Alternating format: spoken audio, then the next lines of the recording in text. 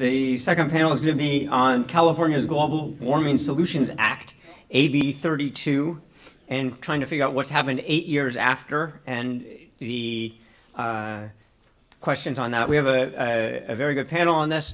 I introduced myself earlier as Deputy Director of the Stanford Institute for Economic Policy Research. I'm also the Director of the Public Policy Program here, and so I'm glad that we have two panelists, one who has a master's degree in public policy, one who teaches in public policy, and, well, Larry, he's a Giants fan, so I like him too. So this is, I guarantee you that I will not have nearly as entertaining or educated an introduction as David did about the history of water and the Searsville Dam. But I wanted to sort of spend a couple of minutes talking about AB 32 and some of the things that, and a lot of this is probably what I've heard Larry say at other conferences, to think about some of the big issues with why California implemented AB 32. What are the implications for California on this, and how are the sort of the spillovers? To think about global warming and California. Why do we have a local response to a global problem? What was it intended to do? And to think about what were the intentions at the time, and hopefully now, 8 years later, we have some of the ideas about what did it do. What were some of the provisions that were implemented, the renewable portfolio standards and other things like that, and what has it done and how successful has it been, and what will it do? Is it setting standards for other states, other countries, and are there spillover effects? This was one of the big key questions initially, was if we reduced stuff in California, reduced emissions in California, were we going to cause increased emissions across the border in Oregon and Nevada? The leakages, I believe, was the term that Larry used. Thinking about these implications and how effective it's been, and how much does it cost, if anything at all, to California for having this. Essentially, some of the questions you heard addressed implicitly in economics terms, but not explicitly, of externalities from the previous panel on water, are some of the similar issues that you have with electricity and global warming. How does what California undertakes to reduce global warming, how does that affect California, and how does it spill over to other states and other countries, and what are the incentives? So I'm going to just assume that, like I do with my students, that you've been good at reading your materials so that you actually will have the lengthy biographies read, or a chance to do that. But our three panelists are Larry Goulder, who is the Shuzo Nishihara Professor in Environment and Energy Resources at Stanford. He's also a senior fellow at SIEPR and the director of SEEPAC, the Stanford Environmental and Energy Policy Analysis Center. And as I said, also a Giants fan and the parent of a Stanford student. Doug Larson is executive director of the Western Interstate Energy Board, an association of 11 Western states and 3 Western Canadian provinces. So we do have David Kennedy's expansive definition of the American West, which I don't know if you noticed, he included Australia in the American West or later. And then Blas, Perez, Henriquez founded and directs the UC Berkeley Center for Environmental and Public Policy, and he's also a faculty member at the Goldman School of Public Policy at UC Berkeley. So he's got a soft spot in my heart for him. So why don't we start with Larry?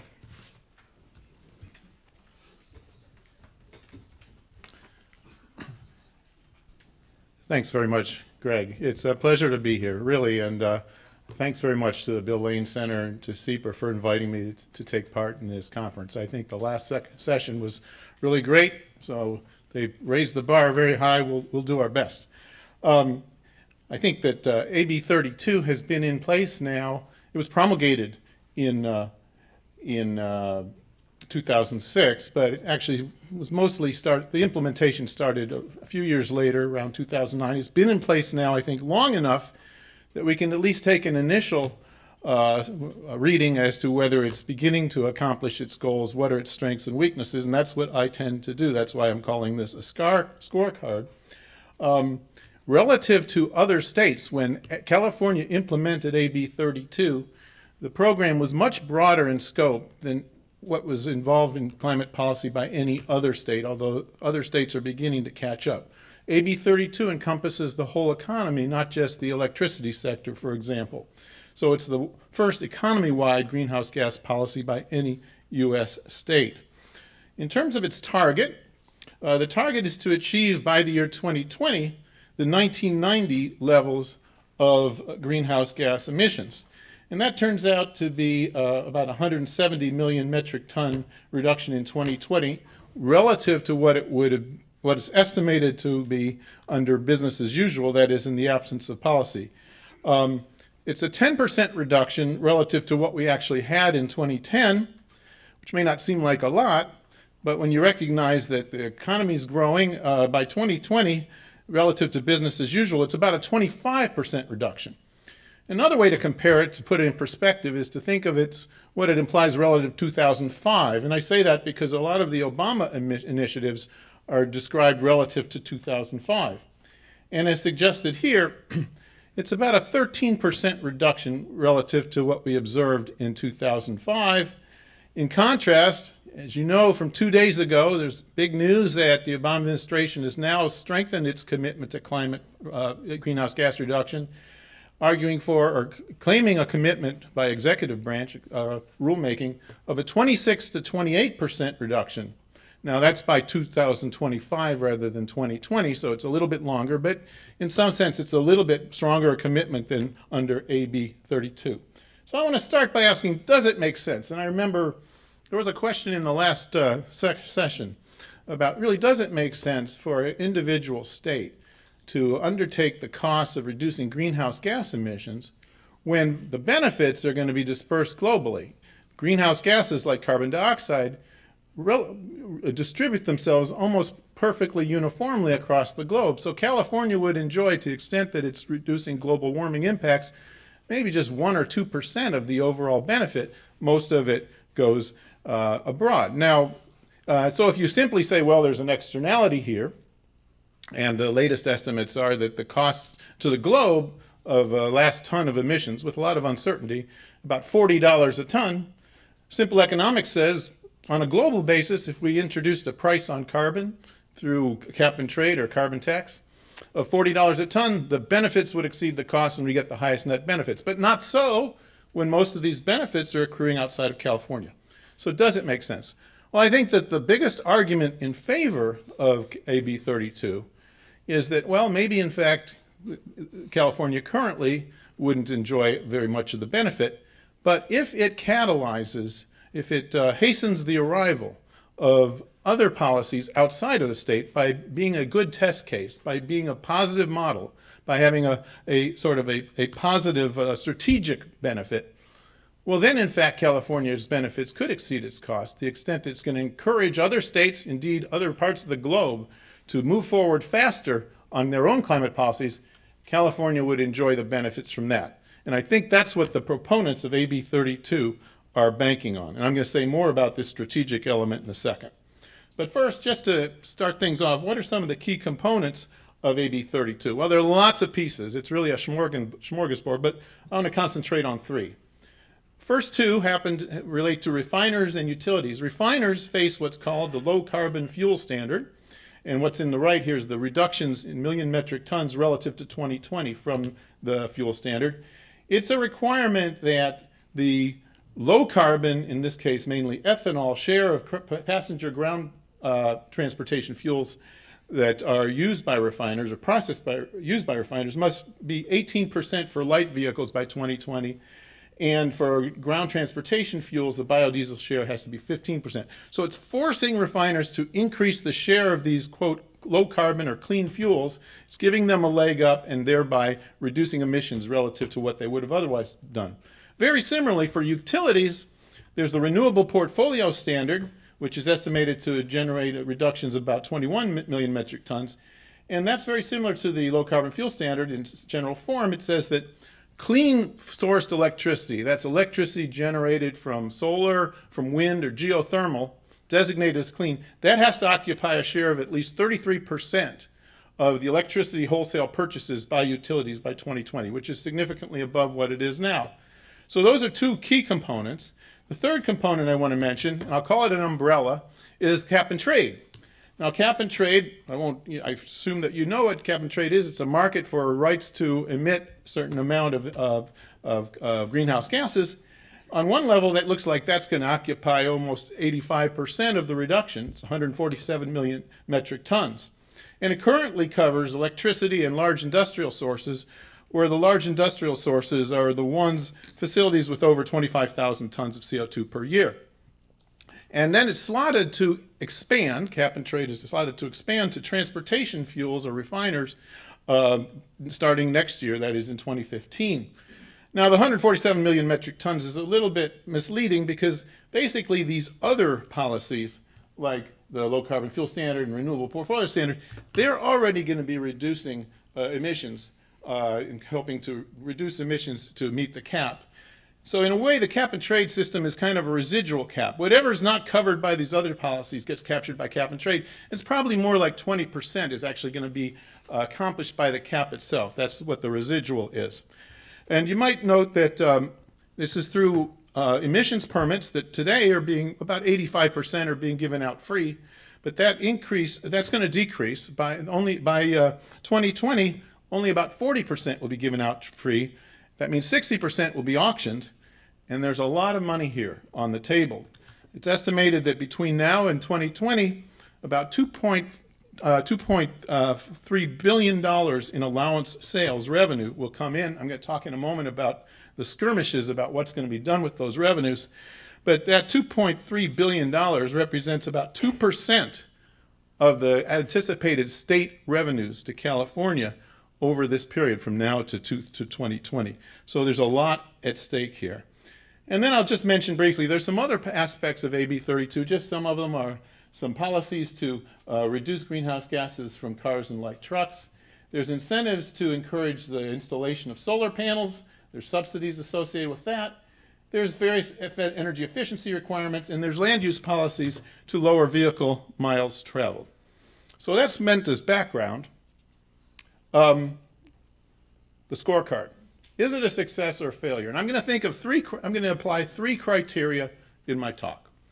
The first, which kind of is going to overlap with the second and third criterion, is does it in fact have this positive strategic value? Is it going to be enough of a positive model that it might encourage imitation elsewhere, which is so important if California is going to benefit? The second is the AB32 actually going to achieve, has it been achieving and will continue to achieve the intended emissions reduction?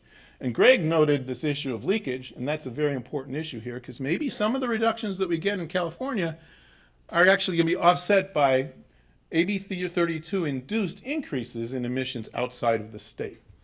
So we'll talk about that. And the third is, our costs reasonably low, and different notions of what's reasonable here. I'm going to talk about the cost. So those are my three criteria. And let me start with the issue of whether it has a positive strategic value. We can talk about this at different levels of sort of rigor. I'll start at one simple level. Some would say, it was argued, California, AB32 is going to kill the California economy. Well, here's a graph of gross state product. It's like GDP for California. Starting in 2007, then we hit the 2008 Great Recession. Gross state product fell, and the economy has, starting in 2009, recovered quite a bit. So on a very simple level, we can say, well, it hasn't killed the California economy. You might ask, well, how's it done relative to other states in the U.S.? And this kind of surprised me when I added up the GDP for all the other states beyond California. And then I moved them up. I just rescaled it so that they matched. So I had to scale it all down so it matched California in 2009. That's just so we can compare the growth. Well, it turns out the other states have done a little bit better. Now, both California and other states, are growing, I think, at about 2% since 2009. Slight differences in the growth rate, but how much of this difference is due to AB32? I don't know. And a good question is then, how much might California have done better without AB32? More about that in a second. Corresponding to the GSP effect, we see the unemployment rate effect, Well, the unemployment rate peaked, and just as with Narayana Kocherlakota's talk, the unemployment effect generally is with a lag, and you see that here too. Unemployment started to recover a bit after GSP recovered, but instead there's been a big recovery. So if on one level you're claiming that California economy just cannot stomach AB32, it just can't tolerate it, at least if that's your claim, I think that's hard to sustain. Okay, now back to this question about how much of has been the effect on California economy, even if California is managing to overcome the Great Recession. Well, there really aren't yet enough, there aren't any econometric studies that have rigorously tried to isolate the AB32 effect. What there have been are some computer models that put in certain assumptions about technologies and the effects of changes in prices on production. And they, in almost every case, suggest that the effect, if it's going to be negative, there's some that say it's going to have a positive effect, but quite small. The range is for a level effect on GSP, let's say 5 years out, of about 2%, I'm sorry, 0.2% to 1.2%. So in the worst case, it's a little bit more than a 1% reduction relative of GSP relative to what otherwise it would be.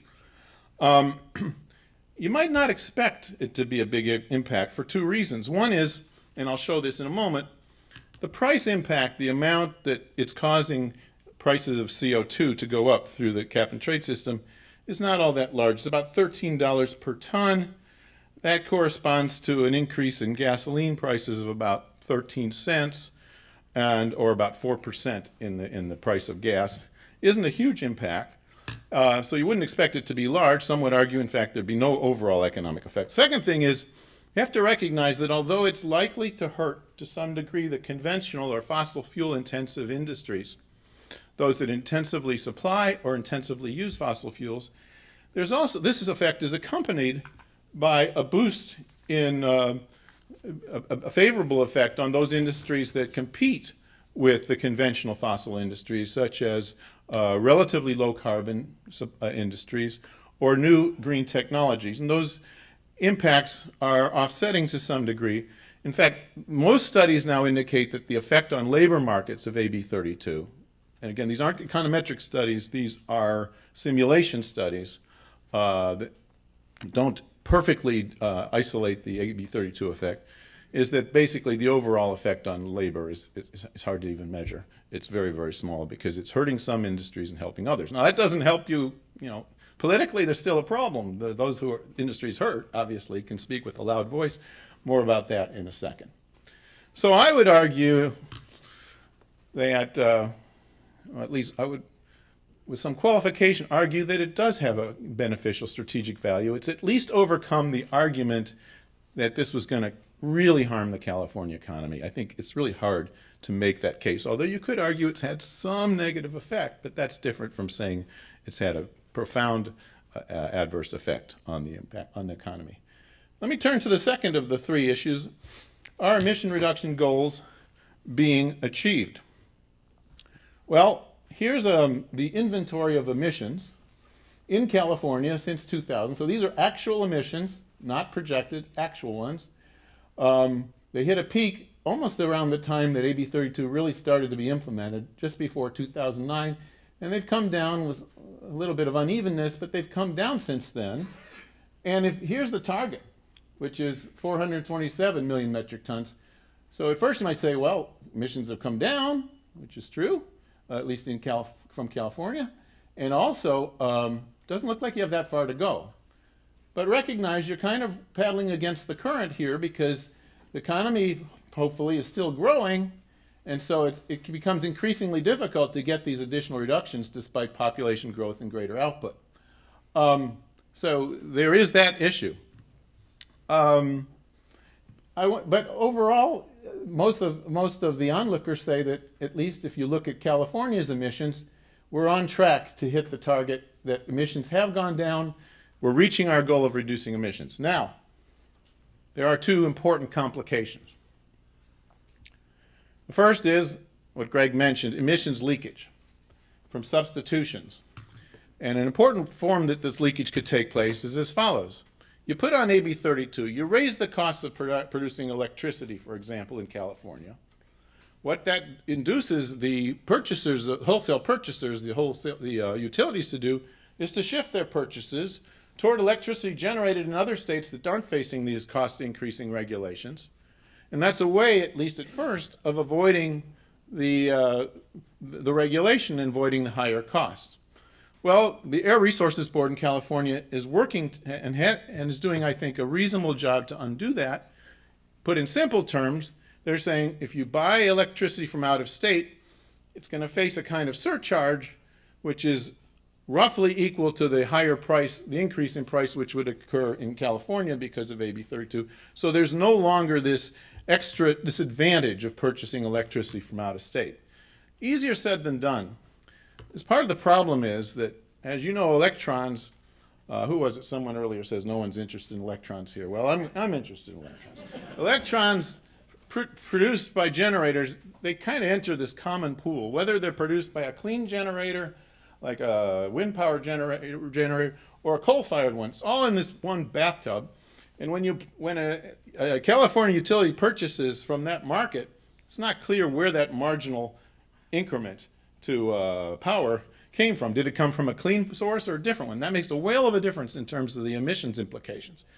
Well, roughly speaking, what the state has done is it said it's assigning an emissions rate based on the average out-of-state emissions rates, even though we don't know exactly where those emissions ultimately came from. That, at least to some degree, helps. It avoids the incentive for utilities to try to escape the regulations through imports. It avoids the ability. Now, you might say, here's a classical case where the problem is global, the environmental effect is global. Why wouldn't it help if we just had states collectively all taking on this policy? Indeed, if the whole world took it on, then California wouldn't be at this disadvantage. Wouldn't even have to worry about leakage, at least not so much. And there's something called the Western Climate Initiative, which was an effort to bring in 7 U.S. states and 4 Canadian provinces to join together in cap and trade. And here are the states that were, several years ago, indicated that they would be partners. These 7 Western states, 1, 2, 3, 4, 7, and 4 Canadian provinces. And so, now I'm broadening the definition of Western. I'm talking about how important I think it is of having neighbors. In a way, neighbors are a problem, particularly if the neighbors aren't doing what you're doing. And it turns out that today, there are only 2 states that are actually signed on. Many of the other states, there have been political changes, there have been other changes, have just either flatly indicated they're not going to sign on or they just are sitting back. So that means this leakage problem remains an issue, although, as I indicated, there's some ways of mitigating that problem. The second complication, which I think is actually even more problematic, unfortunately, is called resource shuffling. And let me explain how that works. Resource shuffling, imagine here's a California utility that initially is importing electricity from a coal-fired generator before the regulation is introduced, before AB32 is introduced. So this is highly emissions-intensive electricity. This owner outside of California also owns a green or wind power generator outside of the state, and is currently under contract to supply the power from that generator to Utah, which is not facing the regulation. Now, what this owner can do is simply switch the contracts, like that.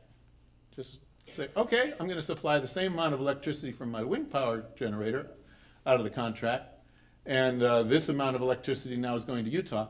Notice that nothing has changed. Same amount of electricity has been produced, but now it looks like this generator is in compliance. The utility doesn't have to pay any surcharge on the imported power because it is clean power.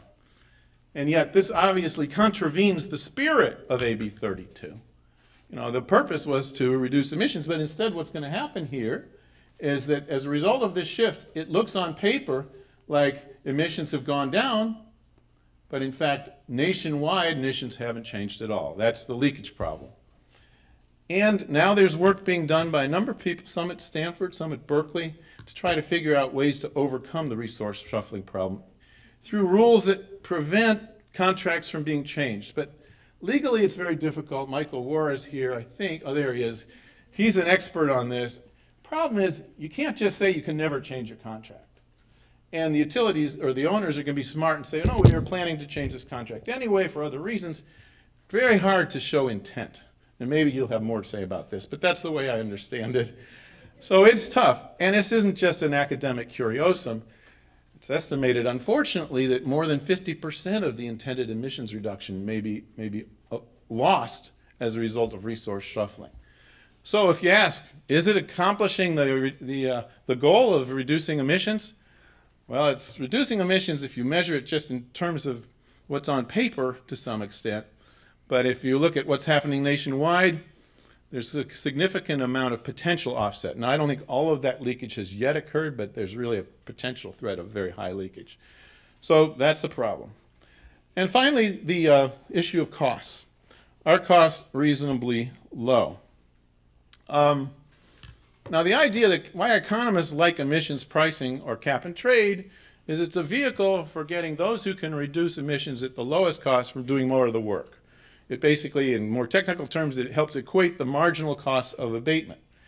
And in some sense, it looks like it's working pretty well. The market, there's been significant amount of trades. There's been good compliance. Maybe Mike will have something to say about that. That's my sense. And there's been reasonably good enforcement. But there's still many that worry about this, that the California Chamber of Commerce is suing California on the grounds that it's unduly increasing the cost of doing business. They in particular are upset about the idea that starting next year, the cap and trade system would be expanded. I'll get more to that in a minute. But let's look at costs. These are the results from the market. This is the auctioning of emissions allowances. There's a floor price of $10, which increases, I think, around, I forget, 3% or something a year, maybe 5%. And the price has actually hovered not far over the floor price. Some were previously predicting prices of $25 or $40 a ton. It hasn't been the case. It's still bringing in a significant amount of revenue. So some looking at this will say, hey, it's doing pretty well. It's keeping the prices down. And many would argue it's keeping the prices lower than would be the case if we relied exclusively on other policies. Ironically, some say that this is an indication that cap and trade is not so good because they're claiming these low prices show that the policy wasn't nearly stringent enough and that we should have set the cap much lower, and if we'd had instead a $30 carbon tax, then we'd know we were facing a high price instead of this unexpectedly low price. So some have used these low prices as an argument against cap and trade. Okay, so I will argue that costs are relatively low. Some would say they're too low, that we really should have been more aggressive. I leave that to you to contemplate. Let me finish by mentioning two current controversies. One has to do with the use of these revenues, which again could occupy by the next 7 years 2% of California's budget. The revenue isn't the initial purpose of cap and trade, but it's touted as a nice feature. Right now, these revenues, even from this limited auctioning, amount to about 1% of state revenues in fiscal year 2013-2014, or $1 billion out of $98 billion. And one thing I forgot to mention, what's a $10 market price? That's about a 10-cent increase in gasoline prices. So that gives you an idea of the proportions. So one of the problems is there's haggling about how to use the revenues. Originally, it was indicated by the Air Resources Board that 75% of the revenues would be devoted to investments in, quote, green projects. And 25% would go to communities or households that are deemed disadvantaged. But this was something that was stipulated by the Air Resources Board that is charged with implementation. That left the door open for Governor Brown to decide, I think I'm going to do something different, and he's now taken $500 million of the 2013 revenues to balance the budget. And there's been some outcry about that, but that seems to be dissipating. And also he's using about $250 million, or about 25% of all future revenues, to help finance the high-speed rail project. And some people are not too happy about that. So there's haggling there. The other issue I suggested already is that the cap and trade system is anticipated to expand from, right now it's just the electricity sector and large industrial manufacturing plants, to include transportation. Now economists generally, almost without exception, say this is great. The broader you make the market, the more opportunities for gains from trade and getting the low-hanging fruit. But it's been substantially challenged. There's strong opposition in a recent letter to the governor by the Chamber of Commerce and several other groups saying this is really going to be very, very harmful to refiners and others. The California Trucking Association, Western States Petroleum Association had about 40 signatories saying it's become clear that the extension of California's cap and trade program to fuels will have a serious impact on fuel markets and consumers. So that's also become a very hot issue, and it still remains unclear whether the program will in fact be expanded in 2015, although most economists would hope that it is the case. So I'm going to just conclude with the following. We can draw, from the data I've given you, you can draw different conclusions, but my conclusion is that overall probably has had a positive strategic value, that a number of certainly the worst case projections have not been fulfilled. In many ways, the market's working, the economy is growing. You could say it's not growing as fast as it would have been, but it certainly hasn't been a death knell for AB32. Second, are we achieving the emissions reduction goals? Well, they're not fully. Leakage of the two forms that I mentioned, particularly the resource shuffling problem, is a significant problem which may in fact get worse. That worries me. Maybe there are ways to prevent it, but resource shuffling is a big problem. I have colleagues who think it could really undo the emissions impacts, the emissions reduction impacts. Third, are costs relatively low? My argument is yes, and emissions allowance prices have been kept pretty low, but some would say that they're low for bad reasons. One is that maybe there's been some leakage, which has reduced pressure unduly on the cap, and others would say that the cap wasn't set tight enough. Overall, again, this is my overall assessment is it's a positive work in progress. It's very much a work in progress because there are important loopholes and pitfalls to be overcome. But I see this as a very important venture. I'm speaking for myself.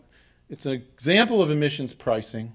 In the last session we talked about, or at least I was thinking the whole time, so many of these allocation problems could be solved if we could just price water. I'm talking like the typical economist, and I recognize Pat's point is that's the holy grail, but it may not be worth going after now because of the splintering of jurisdictions, et cetera. But boy, just to show that you can do it, to me is powerful. So that to me gets many points. And so I just want to conclude with another comment about emissions pricing, which is it could solve a lot of problems, not just in this context, but we talked about the problem of inefficient irrigation. Well, you price water. It's going to help reallocate the irrigation methods toward those methods that are, in an efficient sense, less water intensive. We'd also move toward crops that are less, there's been this move to high value crops that are more water intensive. Well, if you price water, it's going to attenuate that. It's going to mitigate that. There's been migration, huge amount of migration to the west, which we said in the last session. Population is expanding. Well, okay, migration, you don't want to, by fiat, stop it. But if people had to face the full costs of living out here, maybe there'd be somewhat less migration. And this, by the way, I know it raises issues of fairness, so you want to accompany anything that involves higher prices of living with hopefully transfers that help provide relief to especially deserving disadvantaged households. And finally, I cannot resist, but one thing we've never mentioned here in the context of climate change or in the context of water is the P word, human population growth. And I think on a global scale, that ends up being an important contributing factor. And I think it's time that through education, we can develop more support for policies which will help in a voluntary way, in a non-coercive way, provide incentives that will reduce fertility rates. That could do so much, not only in this country, but throughout the world, to help solve a lot of our environmental problems. Thank you.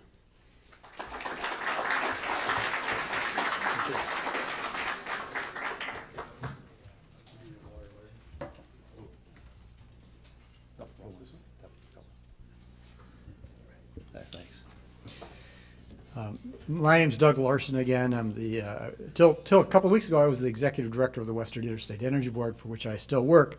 My remarks today are my own and don't reflect the 11 states and 3 provinces that I work for. Overall, my message is going to be, I think, a lot more positive than what you heard in the water discussion, or maybe from Larry. So first, let me put my remarks in some geographical context. The reason I'm here, and I thank the Lane Center for the invitation, is to provide a Western regional context for the discussion that's going on in California on AB32. So this is the regional context from which I'm speaking. It's the area circled in red. It's known as the Western Interconnection. It's electrically tightly connected organization of wires and generators. It's really one of the most complex machines invented by man. When one part of the machine fails, for example, we have a reliability problem or a failure in the markets, it's almost instantaneously felt in other parts of the interconnection. This was true in 2000, 2001 with what began as the California electricity crisis instantaneously became the Western electricity crisis.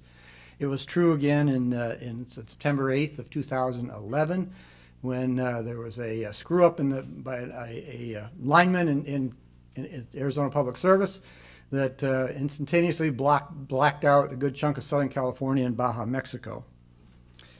So let me shift to what I want to talk about is sort of the regional electricity landscape and how it's changed in the past few years and where it's headed, and then conclude with some observations about choices that California and the West generally have in this arena.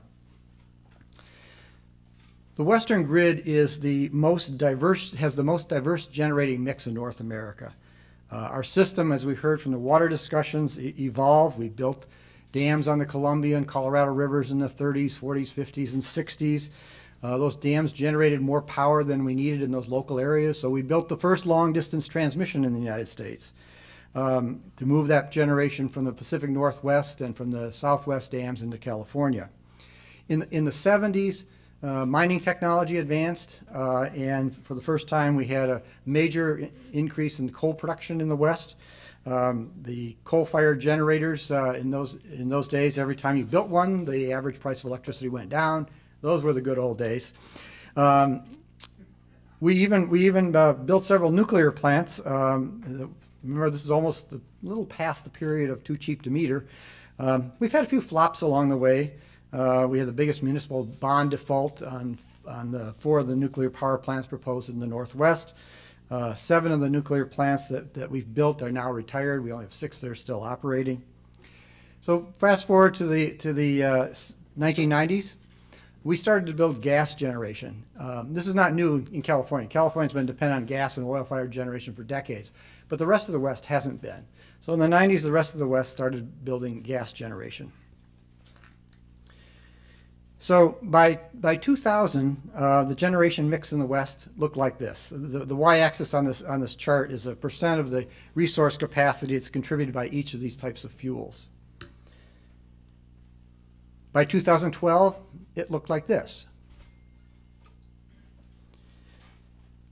Through a rigorous process involving Western states and provinces, industry, and NGOs, this is our best guess as to what the power system in the West looks like in 2024. So here are the takeaways from this progression.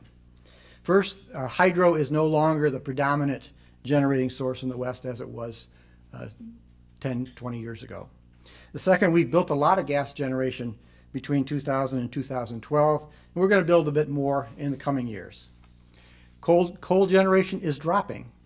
It's decreased, and it will decrease in the next 15 years, and probably more than what's shown in the red here, and also shown in the insert here, which is just coal retirements, And that's because this does not reflect the implications or the impact, I should say, of the President Obama's Clean Power Plan and regulation of existing emissions from power plants under Section 111D of the Clean Air Act. Wind generation has increased, probably will continue to do so. Solar, distributed generation, demand response, and storage. These are all resources that are becoming important for the first time in this coming decade.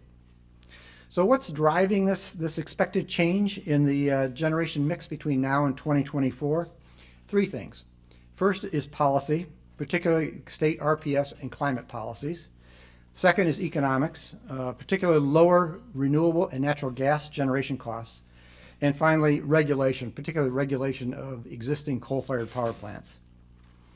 So what does this mean for this very large Western electricity machine we've got and the associated greenhouse gas emissions? It means that barring a breakthrough on carbon capture and storage, we probably won't see any new coal generation built in the West, despite the fact that the West has the cheapest coal in North America. We'll be lucky in the next 10 years to maintain our current nuclear fleet, and unless we see some cost reductions in new nuclear plants, we're unlikely to see new plants in the West in the next decade or beyond. That leaves us with renewables, gas, and of course energy efficiency. And I'm going to focus on renewables and gas, recognizing that energy efficiency is almost always the lowest cost option, lower than any of the generating options.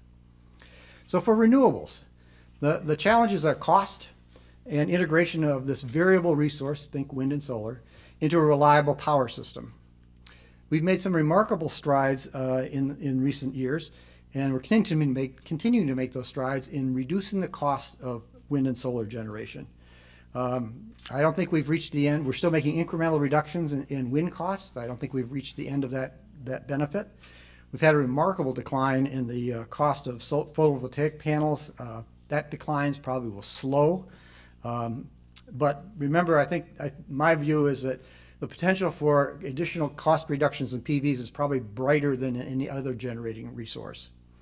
And the balance of the solar systems, this is everything but the panels, is coming down and will probably continue to come down. This general trend downward is probably going to be interrupted with a likely expiration of the federal production tax credit, investment tax credit. But remember, I think you need to remember this downward trajectory is really fundamentally driven by global forces and not federal tax credits or federal research policies. The second challenge for renewables, and particularly wind and solar, is how do you integrate these variable resources into a power system that delivers power every time you turn the switch on, day or night? The poster child for this challenge is known as the California duck chart. The challenge here is that photovoltaics production peaks at noon, when the sun's at its brightest. But typically the load in the Southwest in particular doesn't peak until the late afternoon or sometimes in the early evening. That means system operators in the middle of the day at noon have to turn every generator down as low as they can to make room for the solar generation, and then quickly ramp that up to be able to meet the afternoon peak, early evening peak. The major challenge outside of California is a highly fragmented industry structure that manages the grid. Unlike other regions of the country where the operation of the grid has been centralized, covering a broad geographic regions, the West has 37 of these separate balancing authorities, 50 plus transmission operators that manage this one machine. The inefficient structure is particularly problematic for the variable generation like wind and solar. Now, a couple of weeks ago, on November 1st, we took a first step toward fixing this problem when the California ISO and Pacific, which is one of the largest utilities that covers 6 states in the West, opened an energy imbalance market. NV Energy, which is Nevada Power and Sierra Pacific utilities, are planning to join this market next year. Other companies are evaluating either joining this market or forming a similar one in the Northwest. And these kind of markets have two basic advantages. First, they aggregate the variability of wind, solar, and load over a broader geographic area. The effect of that is the total variability decreases. The second advantage is you dispatch the lowest cost generation over this broad geographic area to meet that lower level of variability. There are a lot of other measures that can be taken to cost effectively integrate wind and solar generation. In the West, we've barely begun to tap the potential of these measures. This slide is a crude supply curve of options to increase the flexibility of the power system to enable the integration of wind and solar into a reliable power system. The vertical axis represents the general cost of the measure. The width of the bar is the relative potential of that measure. And the blue part of the bar represents how much of that potential have we exploited so far. And there's an important caveat. These are my perceptions. These are not backed up by quantitative analyses. We haven't seen any of that yet. So we're doing pretty well in exploiting the flexibility of the system by improved forecasting of wind, solar, and load. And when we build new generation, typically gas generation, we're tending to build generation that can move quickly, ramp rapidly, go way down to accommodate the sort of midday lack of demand. We're doing moderately well in scheduling within the hour. Historically, the industry in the West is scheduled once an hour. That's sort of archaic in the current world, and we're making strides toward scheduling more frequently, 15 minutes, maybe down to 5 minutes.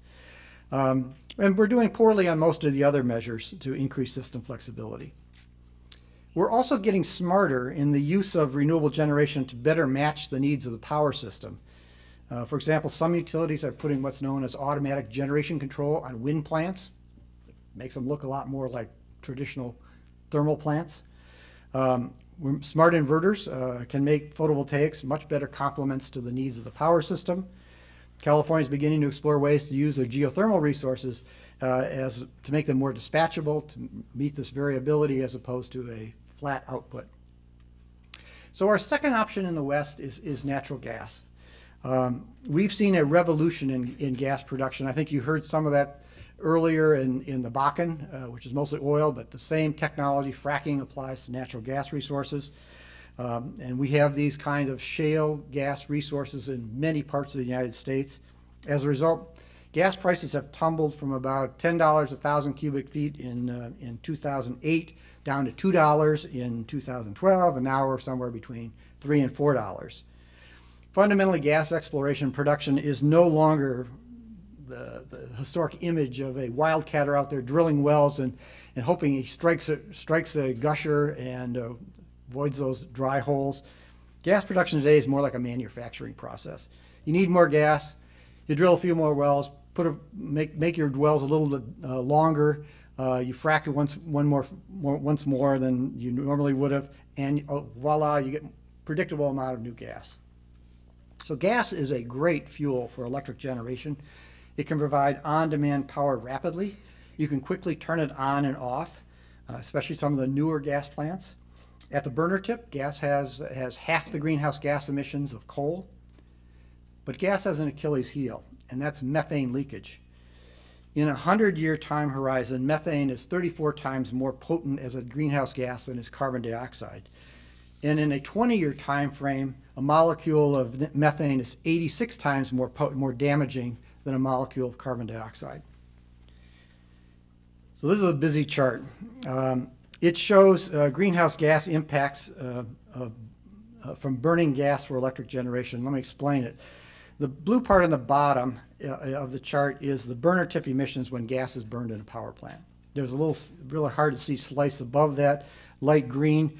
That's the leakage of the non-methane greenhouse gases that occur during gas production. The really interesting part of this is the blue bars, the light blue bars. It shows the vast range of estimates of methane leakage rates from upstream gas production and transportation. And these numbers are based on that 20-year time horizon, not the 100-year time horizon. So there's several takeaways from this slide. So even on a life cycle basis, gas has lower greenhouse gas emissions than coal. The life cycle emissions from coal production and use is that the horizontal black line. That's for existing power plants. The new coal power plant's a little bit lower than that. But gas is still a major source of greenhouse gas emissions. There's good agreement on the burner tip emissions from a gas-fired power plant. That's the bottom blue, dark blue bars, for which I think you need allowances in California under AB32. But there are wildly varying estimates of greenhouse gas emissions from upstream methane leakage. EPA's estimate of that leakage is sort of at the low end of that range.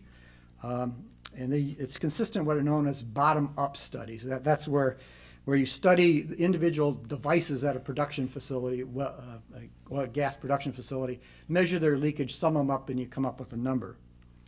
There's also top-down studies, which measure the methane in the atmosphere and then try to deduce how much of that methane is due to oil and gas production. And that's that big range at the top in the big red circle.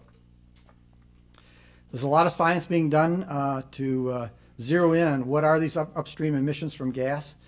But the point is that a greenhouse gas reduction strategy should not omit these upstream methane leakage problems. So let me conclude with my perspective, and that's from the Western region, but offer some observations on choices California faces in the electricity sector in reaching its climate goals and how those choices affect the rest of the region. Since the devastating electricity crisis of 2000-2001, California has largely adopted a go-it-alone electricity policy, focusing on indigenous renewable resources, of which it has many. I think this policy has been a stunning success. It's been made possible by the timely plunge in PV prices. If PV prices had not plunged, I doubt California would be as far down the road as it is in meeting its 33% RPS by 2020. And we probably wouldn't have a discussion in California about raising the bar to 50% or something higher. We could see another timely technological breakthrough, and this time could be in storage, electricity storage. And California's in the forefront of pushing that technological envelope. But if we don't have that kind of battery breakthrough, fundamentally it's a battery breakthrough on storage, California's going to need to look elsewhere to cost-effectively ramp up its consumption of renewable energy and integrate that generation into a reliable power system. So how should California hedge its bets? First, it should pursue regional markets that aggregate this variability over a broader geographic area than just the state of California, and to dispatch the lowest cost generation to meet that variability that's lowest cost over this broader geographic area. The California ISO is pursuing this strategy with the energy imbalance market that started on November 1st. Second, California needs to recognize that greenhouse gas emissions it contributes are not limited to the emissions created at the burner tip. Upstream methane leakage needs to be priced into AB32. And finally, California, in fact, all Western states need to seek out renewable energy synergies with one another. For example, California is going to have to find a market to dump its overproduction of solar in the middle of the day, and that market's going to be in other states. Just like other states need to use California as a market for its overproduction of wind and hydro. So what does this mean for the rest of the West and globally? Exploiting the synergies among renewables across state boundaries and the more efficient operation of this single, very complex power machine is going to lower costs of renewables all across the region. Expanding the use of renewables in the West is, in fact, going to reduce global emissions, not by dramatic amounts. But sort of echoing what Larry said, most importantly, if the West can pull this off, it's going to be a powerful model of how to successfully deploy a large amount of diverse renewable resources over a vast geographic area and do that and have a reliable power system. So thank you.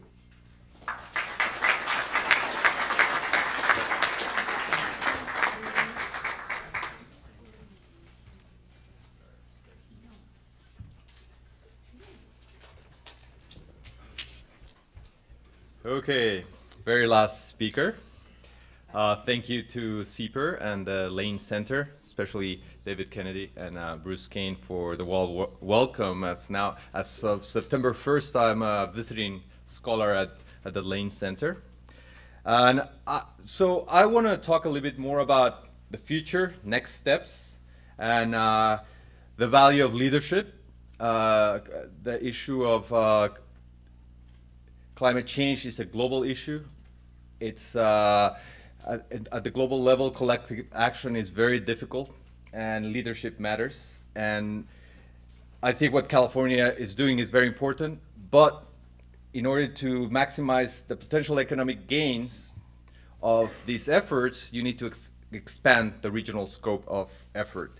So echoing a little bit of what we talked about on water, I think it's very important to think about transnational policy making, regional policy making, talking about integrating infrastructure to gain efficiency that way, and to solve problems as an interim step at the regional level. So, and then just not focus on regulation and the cost of regulation and these efforts, but also there's a lot of opportunities in the energy transition in terms of business, as well as in the upgrading of the urban and transport infrastructure. So with that, I'm gonna, I believe that there could be a lot of gains in a little bit of coordination at the North American level. This includes Canada, if we start thinking about coordinated energy and climate policy. When I did my master's at Berkeley in public policy, my internship was at the Office of Economic Analysis of the Free Trade Agreement in Mexico City. So I drank the Kool-Aid about the gains from trade and cooperation and comparative advantage. And so I always had that in the back of my mind. I know sometimes NAFTA is not very popular. More recently, I Resources for the Future, a think tank in Washington, published a book that I did on basically the history of cap and trade, emissions trading. What have we learned? Mistakes, learning by doing. And mostly from the institutional economics perspective, when we overdo it, we have too many transaction costs. How can we make this efficient? And obviously the evolution of, we went first, remind ourselves that this was introduced by a Republican president, George Bush Sr., to solve the issue of the acid rain. And then it was used also in the South Coast Air Quality Management district in Los Angeles for NOxes, for the smog. And there's been an evolution, and now we're trying to make it at the implement it at the global level. That's a very complex proposition, and we need to apply as many of the lessons that we have in hand to develop these systems. But more importantly, we need to focus on how to make systems that are now, we've been taking almost 20 years to negotiate a global treaty and a global approach. That's not happening. It's happening bottom up. California is doing an experiment. Europe has been experimenting with their own emissions trading system. Even China now has 8 pilot programs at the regional level. So we need to think about harmonization, compatibility of systems, if we ever get to a more ambitious system. More recently, in collaboration with Oxford University, the University of British Columbia, and the University of Melbourne, I worked in a co-edited volume focusing on the business opportunities, as I was saying, of the energy transition. And I think forget the regulators, think business. Business have to engage this process and look at the opportunities of this upgrading of infrastructure and energy transition. So these are the level of emissions that we need to address in the region. It's a lot of work we need to do. There's been collaborative efforts. Larry alluded to the fact that there was a Western Climate Initiative that collapsed. Political cycles are the biggest vulnerability of these type of policies. There's a new, it's called a Pacific Collaborative. They're trying to coordinate energy and climate policy. It's a little bit of a patchwork, each one doing their own, but at least some level of coordination. There was an MOU signed by the governors and heads of the provinces. And also we have, this is only for the electric power sector. There's a regional, the REGID, which is Regional Greenhouse Gas Initiative for northeastern state of the United States that are already working on a cap and trade that it's working well, has some dividends, and they're making investments. They had also their problems, and there's a lot of lessons that we learned from that implementation, so we can use that know-how. However, California, as Larry was saying, can't do this alone. Cap and trade was introduced as a way to reduce the cost of compliance with environmental regulation. And while it is important that California is doing this for its own economy, and it's going to trigger, it's a price incentive that will create incentives for agents to transform into a more energy efficient economy, you need to expand those cost minimizing opportunities. And by collaborating with Mexico, this could be an opportunity to expand those opportunities. So Governor Brown was in Mexico this summer, and he signed 2 MOUs, one mostly on environmental issues, also on other issues like wildfires, and there was another one specifically on energy. So there will be a lot of opportunities to start working in these areas jointly. And a point I want to make, yes, right now there's some collaboration with Quebec. It was part of the Western Climate Initiative, not in the West, but it's the only one that was able to develop a system that was compatible with California's. However, by including Mexico, we add scale to this in North America. So I think it's a very important opportunity to actually help Mexico, because Mexico, I don't know if you know, but it was the second country after the UK to pass a climate bill, a national climate bill. There's a lot of goodwill, there's a lot of homework to be done, but if California has already done a lot of that homework, maybe support in this area for Mexico to actually eventually link with California would be significant. Mexico has ambitious climate goals. Also, the long-term goals are as ambitious as California, and also it's a very ambitious clean energy goal. What could happen? Well, let's remember Mexico obviously it's a developing country, so within the context of the UN treaty, it could provide offsets, which is a cost containment mechanism. Basically, you do projects outside the cap and in another region that reduce greenhouse gases elsewhere, and then that is accounted into your basically cap or budget that you have here in California. And then also we have to consider the fact that if we don't help Mexico, which is not right now the 11th emitter in the world, if unchecked with a young population and emerging economy, emissions will go up, and Mexico would easily become in the next few years the 6th emitter of the world. So Mexico is undergoing an array of structural reform. The President Peña Nieto has been working on education, on taxes, on telecoms, going against huge interests. He actually put in jail the leader of the teachers union, a very powerful politician, for legacies from the one-party system that ruled the country for more than 70 years. In terms of telecoms, he took some of the richest people in the world to open the system. And but the mother of all these reforms was energy. And energy in the context of Mexico, because of the previous administration of President Calderon, took leadership in climate action. So it's, on one hand, you have this very ambitious climate agenda, and on the other, you are salvaging what I tell my friends in the administration. I say, you just salvage the old dirty economy.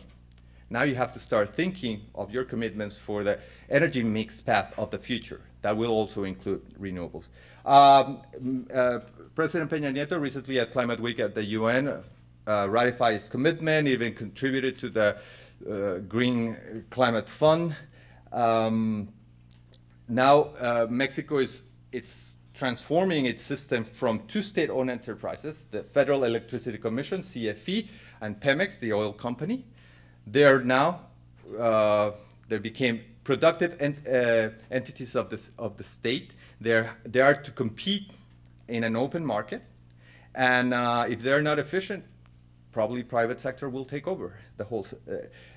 However, they're huge incumbents, and the rules of the game are going to matter. So, and that's very important for the emergence of the renewable industry. One thing is that Mexico surprised the world by introducing in its reform a carbon tax. A lot of economists prefer that as a solution, and it's the most efficient. Normally everybody says, well, but it's politically unfeasible. Well, riding the wave of popularity and with all these reforms, the government of Mexico introduced this, there's still a lot of details to be looked at, but somehow, in some ways, this is going to be the beginning of experimenting with carbon pricing in Mexico. And through the Mexican Stock Exchange, they're going to create, allow industry to compensate with emission reduction projects, and that could be the basis for a future carbon market. So, about the opportunities. Well, Mexico is the emerging economy of North America. One thing that we need to consider is that it is the youngest population in the NAFTA region. Canada and the US are in the 39, 38 median age. Mexico, pretty balanced in terms of women and men, but it's in the 20s. So that's something that we need to think about. This is work, labor, as well as young entrepreneurs, new ideas. Is the energy of the region. And as I was saying, it's an emerging economy. It's now a middle income economy, and Mexico City's income, based on the relative what's called purchasing power parity, it's reaching levels of Spain, for instance. So it's also a huge market for American goods or region, and so one of the things that I wanted to mention in terms of the opportunities, I was just mentioning a young population, is that Mexico has, thanks to NAFTA, developed a strong manufacturing capacity, but now is moving to high-tech manufacturing capacity, and it's actually one of the highest rates of engineering graduates of the OECD. It has a very steady growth in the high-tech exports, and it has become, not that many people know, but a manufacturing powerhouse for aerospace, which is bringing a lot of high-tech industry around Mexico, around this industry that is creating innovation clusters and a higher-end type of manufacturing.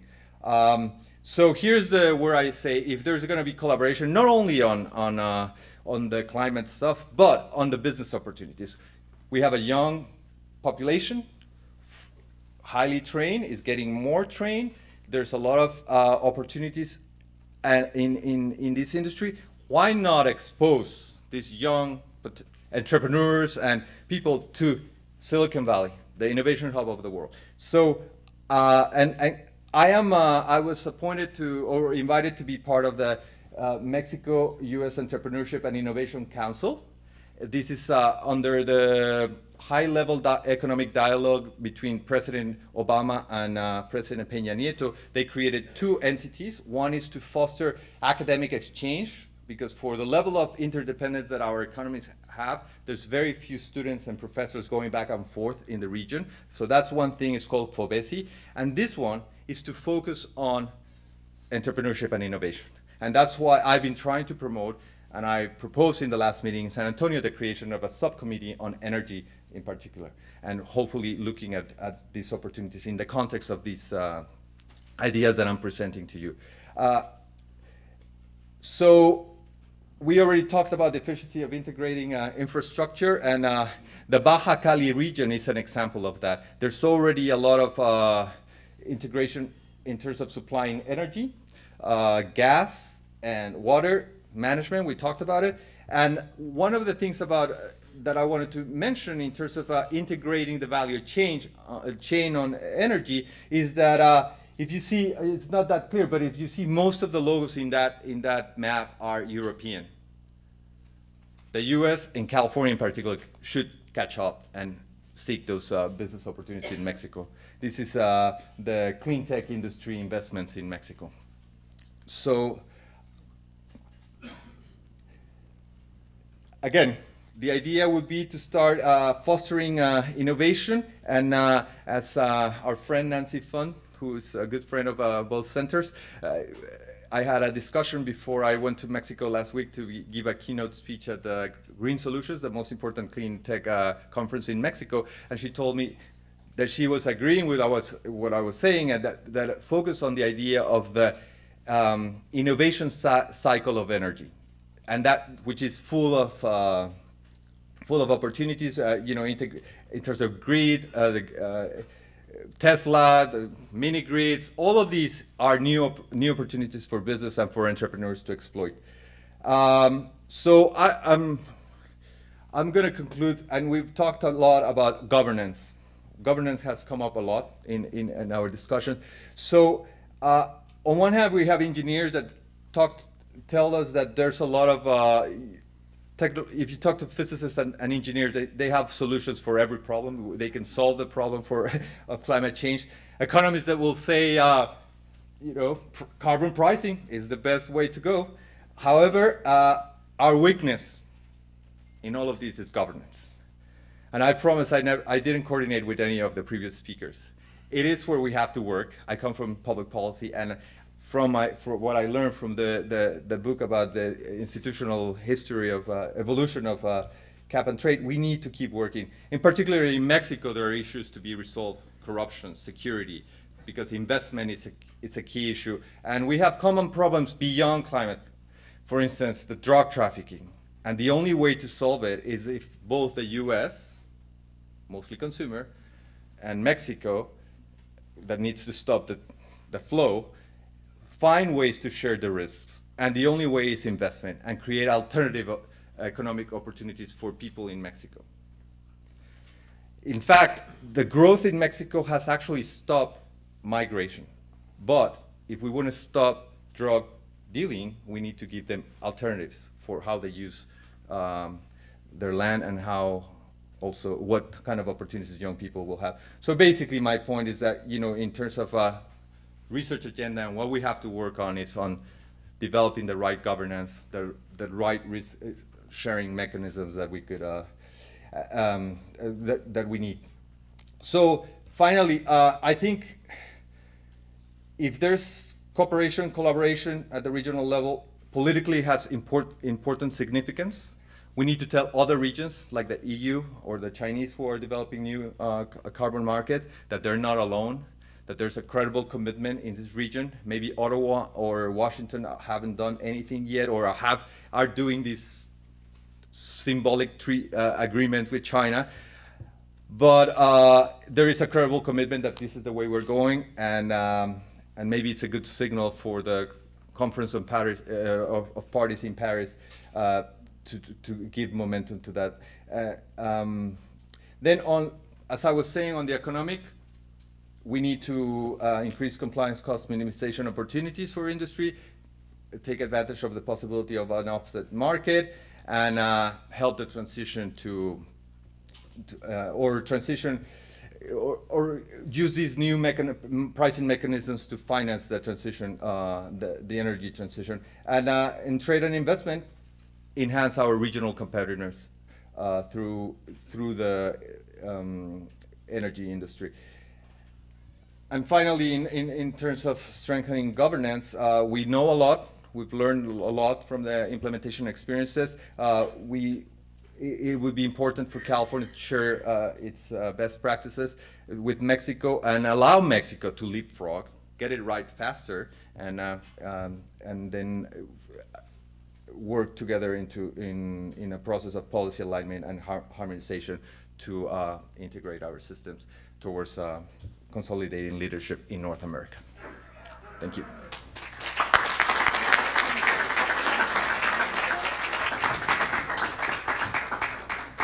All right, so we're going to have plenty of time for questions, but I'm going to start out with a couple first. So get ready, think of your questions, and I'll be done quickly on my part, I'm sure. But so Larry, you talked about sort of one of your scorecard issues was what I would call the demonstration effect. I think that I'm not sure if that was exactly the word you used, but I didn't, but I wish I had. That's good. So But you're, at least to me, if you use the word demonstration effect, you've shown that there's a demonstration, but you haven't shown there's an effect. You kind of said, here's what California's done, and there hasn't, you know, it doesn't cost much, but what I was looking for was, has anyone taken the lead and followed, or followed what we've done on the lead? Have there been other states or other people that are using California's example to follow? I thought you were going to ask me a question about the giants. But no, I plead guilty. I provided no evidence, tangible evidence for demonstration effect. I only could go as far as to say this, that the experience with AB32 has taken away the foundation for some arguments that could have been used against any further efforts. That's about as far as I can go. That is, could have been used against any further efforts outside of California. Yes, there is increased, whether it's cause and effect, I don't know, but there are efforts to introduce cap and trade elsewhere. In China, for example, I think they see enough positive result in California that they're introducing now pilot systems in 7 provinces. There's talk of strengthening cap and trade elsewhere in the U.S. I still think, even though it's a small part of the picture, that I feel that there's a lot of promise in the linking of the Quebec and California systems. And as Blas indicated, there's this West Coast coordination effort going on. I can't prove it, but I think if California had strongly suffered subsequent to introducing cap and trade, or subsequent to 2009 implementation of AB32, my hunch is that we wouldn't see as much today, but I cannot prove it. Sure. Something to that. There may not be a demonstration effect with regard to cap and trade, but there's certainly been a demonstration effect in terms of low-cost renewable technology. And we have seen in other parts of the West now that bids have come in for wind power purchase agreements cheaper than gas. We've seen it solar in some places come in cheaper than gas. And frankly, maybe it's not AB32. It predates perhaps some California policies that predate AB32. But the wind development was pioneered in California in the 1980s. It went dormant for a long time, but it's now led to sort of cost-effective wind generation, which is being picked up in other parts of the West. So I have a question for you. Thinking about one of the things, my recollection from working on Obama's transition team was that transmission lines are a big barrier to bringing wind energy across states and that sort of thing. Is that still a problem, and how does it, two things on this. One is how much of a barrier is that to more green energy, and second is how much do efficient transmission lines lead to increased leakage like Larry would suggest? So it seems like the transmission lines might have cut both ways. I'm a little bit of a heretic on this subject. I started out with 5 years ago with the position the Obama administration took, and you've taken, that we need to build 1,000-mile transmission lines to move the highest quality wind resources to a place like California. I think what's happened in practice is not only California, but every state in the West has been able to capitalize on its indigenous renewable resources, and so at a reasonable cost. So we haven't seen the 1,000-mile transmission lines that I frankly did expect, and we probably don't need them. Now, and the reason we haven't seen them is because there are no buyers for the product that would be carried over that 1,000-mile line. The Anschutz line is a prime example of this. This is a DC line, 3,000 megawatts, goes from the great wind resource in Wyoming to just south of Las Vegas, connects to the California ISO system. Anschutz has the money to put into permitting. I think he could probably get all the permits, but he's not going to put down the $3 billion for the line until he's got people in California or Arizona or Nevada who will sign up to buy the power. And he hasn't gotten that yet. And that's not unique. I mean, there are other projects that are not being held up by permitting. They're being held up by lack of demand for the power. And as to the leakage issue, actually using Anschutz as an example, that's a DC line. So whatever unlike most of the grid in the West, it doesn't sort of mix all the electrons. Whatever electron you stick in at one end of the DC line comes out at the other end of the DC line. So there would be no leakage here. It would be a wind generation in Wyoming delivered to just south of Las Vegas. So I wanted to ask you about sort of a little bit more, if you could talk, you talked about carbon taxes in Mexico and what effect they've had, and I think you could expand on that a little bit more, since Larry had such an eloquent defense of using pricing for water. We have a chance to see what are the effects of pricing for electricity or carbon. Well, I could start by saying that there's a lot of well-trained, mostly in the U.S., officials in the Ministry of Finance and in the Ministry of Environment that preferred that solution and suggested to introduce it as part of the reforms.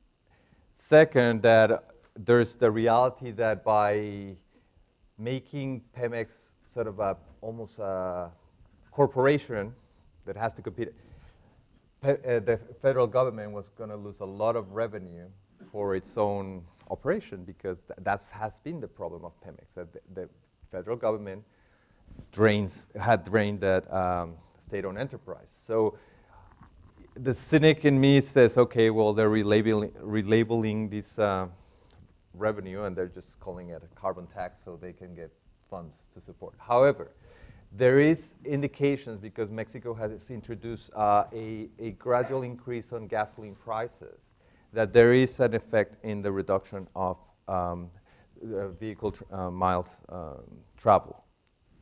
As gas goes up, people start using alternative methods or reduce the consumption of gasoline. So if you think that how incentives have to work, that's how they have to work.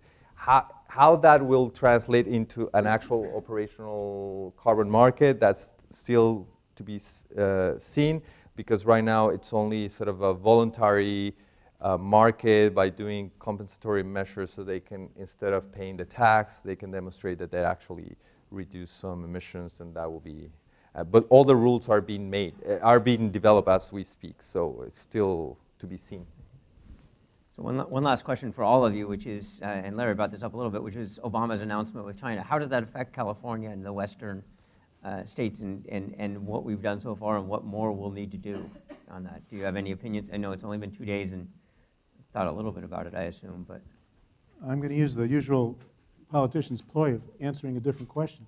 The Giants are doing well? It's close. It's close. And I'll talk about the Clean Power Plan, which was last June, which was Obama's commitment, administration's commitment by rulemaking, that is executive action, to reduce by 30% the emissions from fossil-powered existing power plants. I think that that's going to be a very, so this is where it's connected. I think that will be a shot in the arm for market pricing by the states, because it's fairly flexible. It gives states the option of choosing whatever method they want to try to meet the requirements. And I feel, and a number of my colleagues feel, that it will help produce not only help reinforce existing market approaches like cap and trade, but it'll encourage linkages across states. In terms of the other part of Obama's actual announcement, I think it's consistent with the June 2nd announcement. It'll probably just push that a little bit further. I have no observations on the China agreement, but building on the Clean Power Plan issue. The more the states are trying to digest what that rule means and understand it. I have to say it looks a bit Rube Goldberg to me.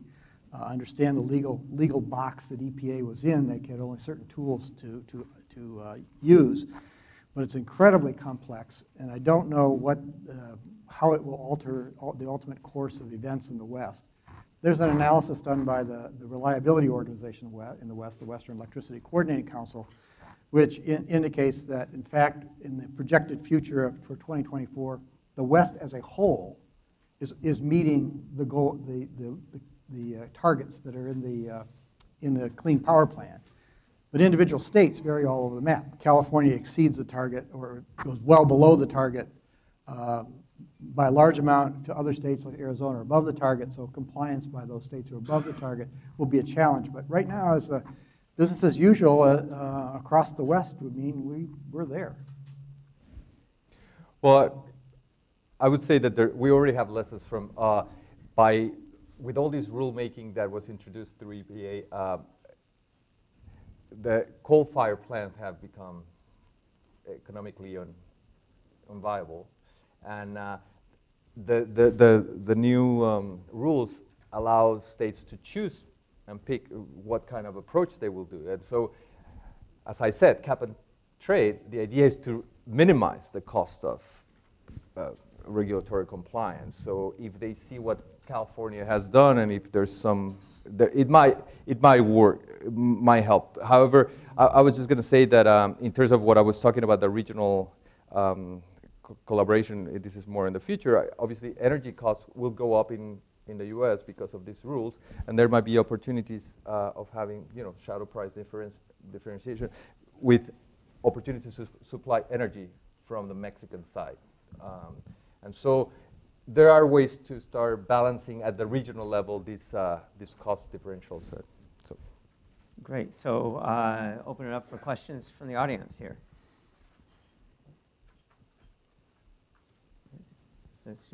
And I should note for John Shoven that Rube Goldberg did go to Cal. So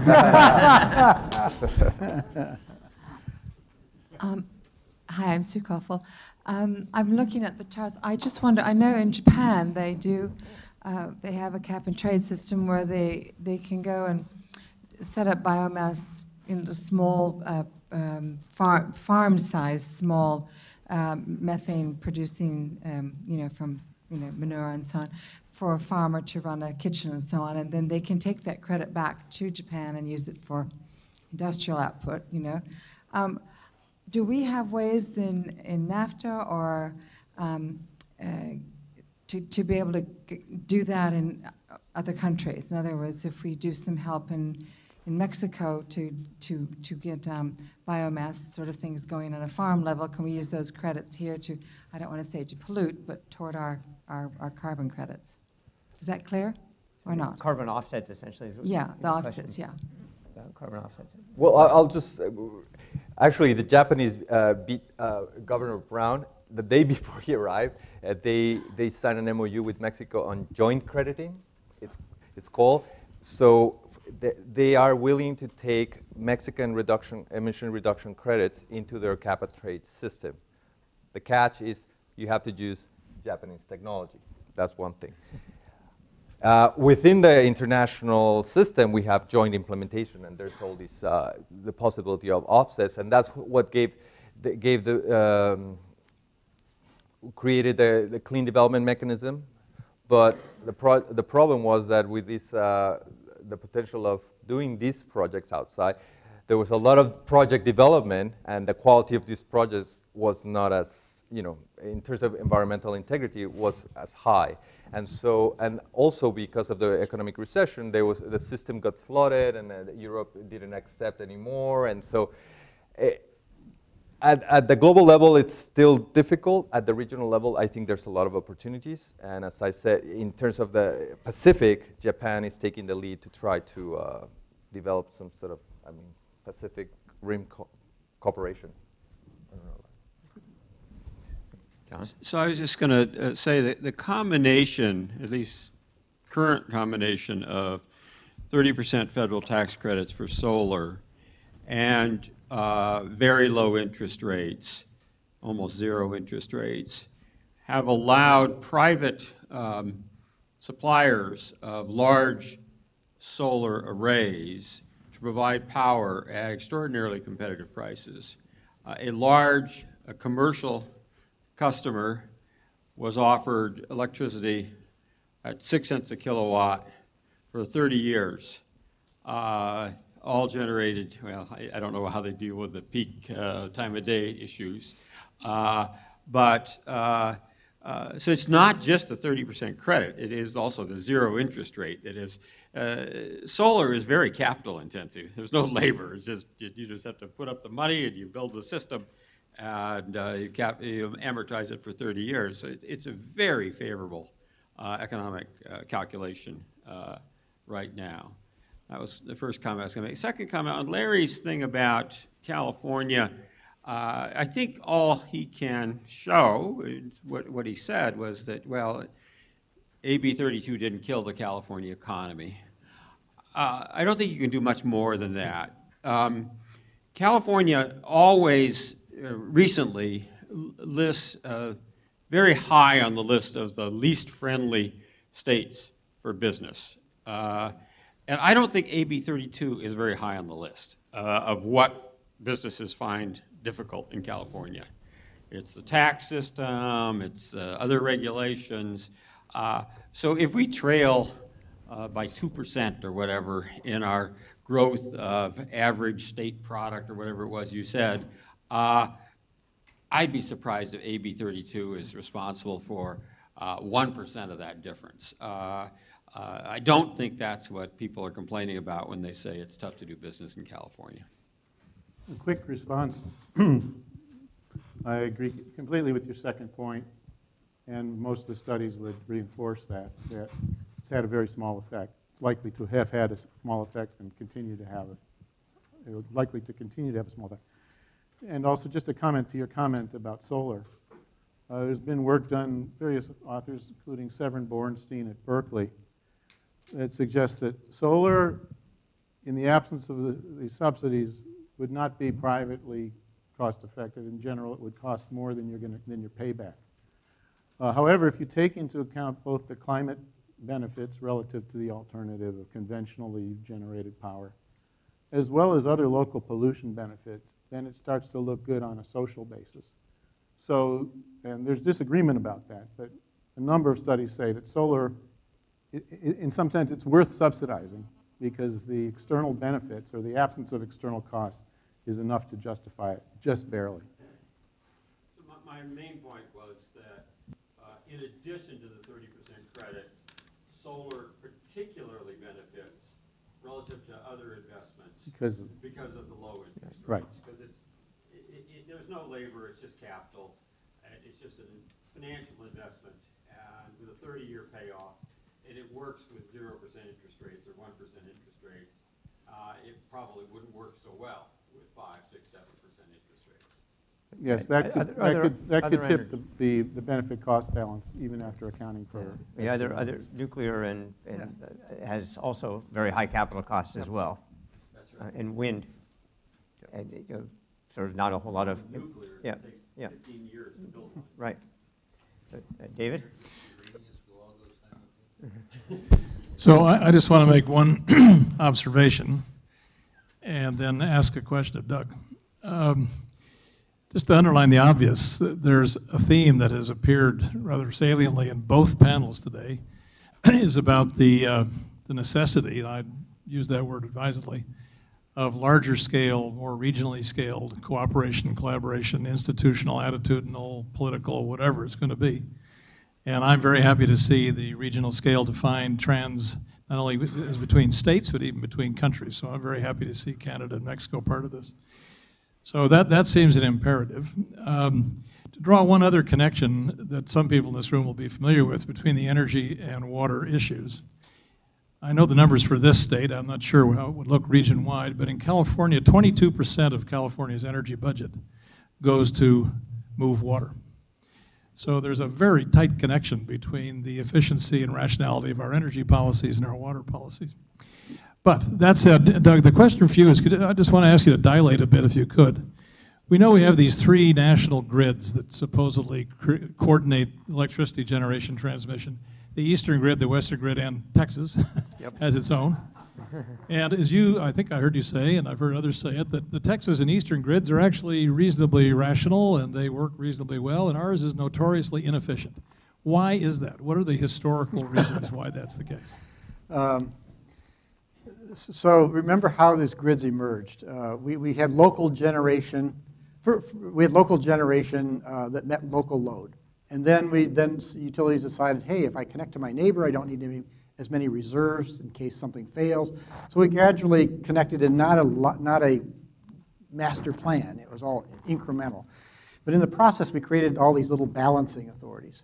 Now, why did we keep that fragmented approach in people like the Midwest not? It's a damn good question. It's, sometimes I think it's the water we drink, the cowboy mentality we have. We do have another overlay, but it's not totally unique, and that is we have a religious divide between investor-owned utilities and public power. And we have a third player in the West, which is the Federal Power Marketing Administrations, which distinguish us a bit from the other grids. But I don't have a good answer as to why we couldn't overcome sort of our reticence to cooperate and other regions could. Well, I think the cultural factor is squishy and hard to define, but I think it has something to do with it. Yep. Hi, I'm Kevin Hurl. I'd like to go back a bit to the Obama agreement with China for a moment. Given the already stated opposition of the Republican leadership in Congress to that agreement, how effective do you think it's going to be? I'll put on my political scientist hat for a moment. Actually, I'll just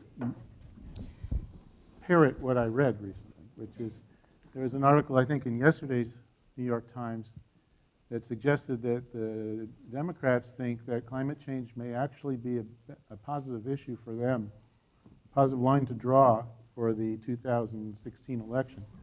And they use as some of the justification for that view some recent polls, including polls by a Stanford colleague, a political scientist who does polling, John Krosnick, which indicates, his polling indicates that there's a considerably more grassroots support across the United States, even in Oklahoma, for the view that one, climate change is real, number two, it's a real problem, and three, we need to do something about it.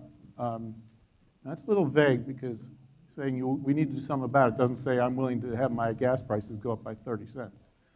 But I think they're taking that seriously and thinking that, you know, the problem is there's this rift between the stances taken by federally elected DC legislators and the general public, and I think this could be an issue, if brought out enough, will actually win them political points. I don't know whether that's true, but I think that's part of the philosophy behind this. If I could add to that, I don't have a view on whether the power plan clean power plan as put forth is going to fly or not. But it's another factor that utilities take into account when they're trying to figure out what to do with their existing fleet of generators and when they buy new stuff. And this is, the Clean Power Plan is only one of a long, Edison Electric Institute, there's an investor-owned utility body, has this great chart called the train wreck. And what it is a chronology of all of the regulations that affect coal power plants. You know, from coal ash to hazardous materials to coming ozone standards. So this is one more of those obstacles on that train wreck that I think factors into the decision-making in the boardrooms of utilities. It says, there's a risk here, and the risk is maybe the power plant sticks. And should I begin to make my acquisition decisions accounting for that risk? Okay, so Rich? A question for Larry.